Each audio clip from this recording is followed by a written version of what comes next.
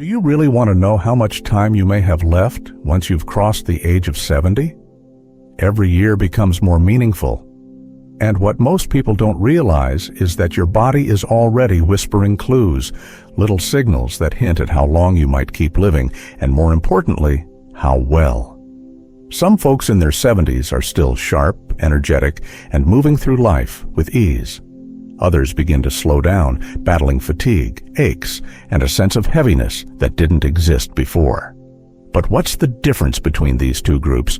Often, it comes down to a few subtle but powerful signs, and once you know them, you'll never look at your daily habits the same way again. In today's video, we're going to explore 7 scientifically backed signs that offer a glimpse into your future. These aren't guesses or feel-good tips. They're based on patterns that doctors and longevity researchers have observed for years in people who live long, healthy, fulfilling lives. Stay with me until the very end, because some of these signs are easy to miss. But if you spot them in time, you can take control of your future, and once you do, you'll know exactly where you stand and what small shifts might add years to your life. Let's begin. Sign number 1, your walking speed. One of the strongest indicators of how long you might live after 70 has nothing to do with your medical file, your blood work, or your family history. It's something much simpler: how fast you walk. It may seem basic, but studies have consistently shown that walking speed is one of the clearest windows into your overall health after 70. Those who maintain a steady, confident pace tend to live longer and enjoy a higher quality of life. Why? Because walking involves multiple systems working together: your muscles, your heart, your lungs, your balance, and even your brain. When those systems start to decline, your walking pace is often the first place it shows up. Picture 2 men, both 74. The first is Alan. He walks his dog every morning, crosses the street with ease, and moves with the rhythm of someone who's still connected to his body. His stride is smooth. He feels stable. He rarely thinks about how he moves. He just does. Now, meet George. George used to be active, but lately he's started slowing down. He takes shorter steps. He grips the railing on the stairs. He pauses to catch his breath even after a short walk around the block. What George doesn't realize is that his body is sending a quiet warning. A slower, unsteady walk isn't just about getting older. It often signals deeper issues: weakening muscles, poor circulation, or early problems with coordination and brain function. Your legs are like the pillars of your body, and when they begin to weaken, the rest of your physical structure starts to wobble too. But here's the good news. You can improve your walking speed at any age, and it doesn't require anything extreme.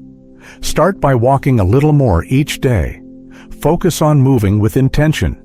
Use small hand weights if you're able. Or do a few simple leg-strengthening movements at home, like calf raises, side steps, or seated leg extensions. Every step you take builds strength, endurance, and neurological resilience. Ask yourself this: when was the last time you noticed your own pace? Are you walking with strength or with caution?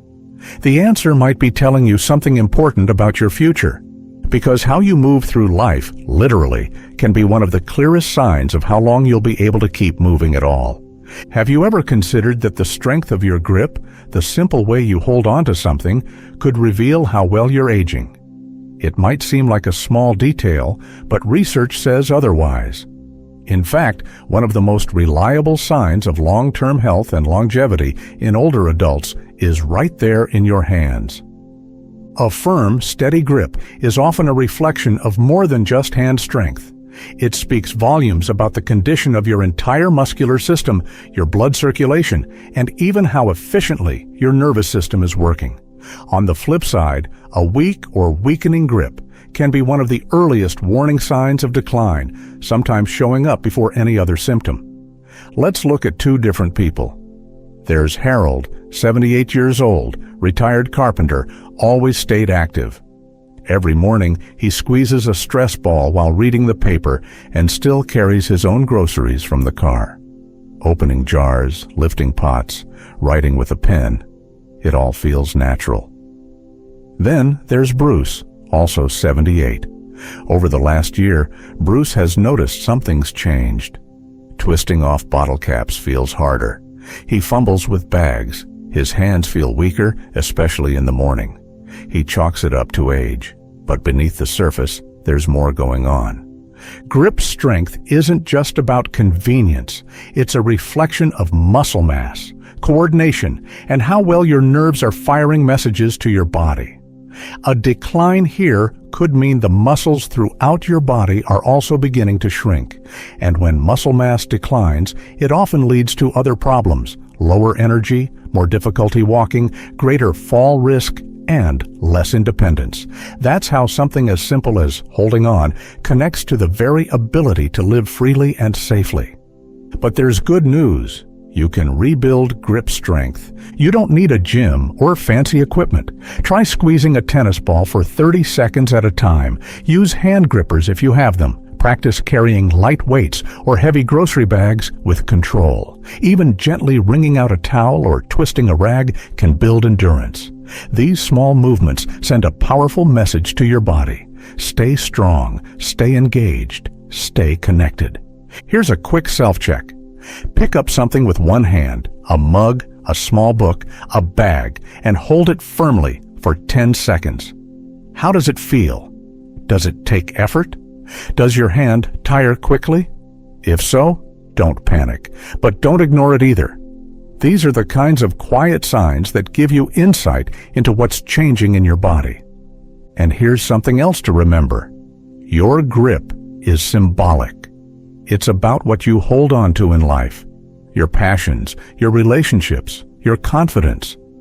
A strong grip isn't just physical, it's emotional too. It means you're still holding on to the parts of life that give it meaning.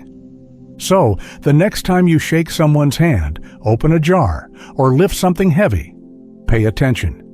If your hands feel different than they used to, take it as a cue to act, because how firmly you hold on to life today could be one of the clearest signs of how long you'll be able to keep holding on. There's something most people don't realize until it starts slipping away: your balance. The ability to stay steady, centered, grounded. It's not just about avoiding falls. It's one of the clearest reflections of how well your body and brain are still working together. And surprisingly, your ability to stand on one leg might say more about your life expectancy than many medical tests. Think about it. Balance isn't just physical. It requires your muscles, your joints, your eyes, your ears, and your brain to communicate in perfect harmony. When any part of that system weakens or slows down, it shows up in the smallest ways, like stumbling when you turn around too fast, grabbing the wall when putting on your pants, or struggling to stay upright on uneven ground. Now picture this.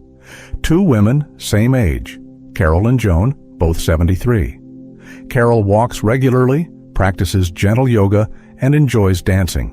She's agile, fluid, and can lift one foot off the floor for 10 seconds without wavering. Joan, on the other hand, hasn't paid much attention to her balance over the years. She moves less, rarely stretches, and when she tries to stand on one leg, even for a few seconds, she immediately leans or starts to tip. It might seem like a minor difference, but in truth, it's a signal. A loss of balance isn't just about being a little clumsy. It can indicate deeper changes in the nervous system, weakening muscles, or even early cognitive decline. Researchers have found that people who can't balance for 10 seconds on one leg past the age of 70 are significantly more likely to face serious health challenges in the years ahead. But don't worry, balance can be trained. It's not about perfection, it's about consistency. Just like strength or flexibility, your ability to stay upright improves the more you challenge it gently. Try this. Stand near a wall or chair for safety. Lift one foot just an inch off the ground. Hold it there. Breathe. Can you stay steady for 10 seconds? If it feels difficult, that's okay. It's not a failure. It's a baseline. You've just identified something powerful you can improve. Simple exercises can make a big difference. Try walking heel to toe across a room, standing on one foot while brushing your teeth, or practicing light movements from Tai Chi or yoga. Even these small habits stimulate the brain-body connection that keeps your nervous system young. But more than anything, notice how your body moves through the day. Do you feel centered when turning? Do you brace yourself automatically when reaching? Are there moments where your legs don't feel quite as reliable as they once did? These are clues, gentle nudges from your body asking for attention before something more serious happens. Here's something else to consider. Balance is a metaphor for life. How we respond when things shift, when we feel off-center, says everything about our resilience. Physical stability is just one part of a bigger picture, and by working to strengthen that stability, you're reinforcing the foundation you'll rely on as the years go by. So, take a moment today. Stand still, focus, lift your foot, count to 10, and remember, your ability to stand tall now may be one of the greatest indicators of how long and how well you'll stay standing in the years ahead. There's a reason they say sleep is the body's secret healer. After the age of 70, your nights speak volumes about your future, often more than what happens during the day. Sleep isn't just about feeling rested. It's the time when your body repairs damage, strengthens your immune system, and clears waste from your brain. When that process is interrupted, it doesn't just steal your energy. It slowly chips away at your longevity. Imagine two men, both in their mid-70s. There's Roger. He's developed a peaceful nighttime rhythm. Lights dim early, no screens before bed, and he sleeps 6 to 8 hours consistently. He wakes up alert, moves with energy, and feels mentally sharp. Then there's Philip. His nights are restless. He tosses, turns, wakes up repeatedly. Some mornings it feels like he didn't sleep at all. The difference? Over time, Roger's body continues to regenerate. His mind stays focused. His immune system holds strong. But Philip begins to feel foggy. He's more irritable, more tired. His blood pressure rises. His memory slips. He doesn't realize it, but his poor sleep is taking a toll beneath the surface. If your sleep has changed, if you're waking more often, feeling tired even after hours in bed, or struggling to fall asleep, it's worth paying attention. These shifts could be connected to everything from stress and diet to more serious issues like sleep apnea or cardiovascular strain. But you're not powerless. You can improve your sleep quality starting tonight. Try creating a simple evening routine. Limit screen time an hour before bed. Take a short walk after dinner. Let your room stay cool and dark. Avoid heavy or sugary foods late at night. Even small tweaks can help your body return to its natural rhythm. And perhaps more importantly, treat sleep like nourishment, not a luxury. Because how well you sleep isn't just about how rested you feel tomorrow. It's about how strong your body stays for years to come. Now let's talk about appetite, the fifth sign. You might think appetite is just about hunger, but it's one of the most overlooked indicators of underlying health, especially in older adults. A healthy appetite usually reflects good digestion, hormonal balance, and overall wellness. But when your desire to eat fades, it can be a silent signal that something deeper is shifting. Meet two women, Diane and Beverly. Both are 74. Diane still enjoys cooking for herself, eating fresh meals, and maintaining a regular weight. Her energy is steady, and she looks forward to her daily meals. Beverly, on the other hand, has lost interest in food. She skips breakfast, eats mostly processed snacks, and has unintentionally dropped weight in the past 6 months. She assumes it's normal aging, but it's not. Loss of appetite at this stage of life is often linked to more than just food. It could reflect digestive issues, low mood, medication side effects, or even early signs of dementia. And when you eat less, your body doesn't get what it needs to thrive. You lose muscle, your immune system weakens, your ability to heal slows down, and your strength, both physical and mental, can decline rapidly. That's why noticing changes in your eating habits is so important. Are you getting full faster than you used to? Skipping meals without realizing it?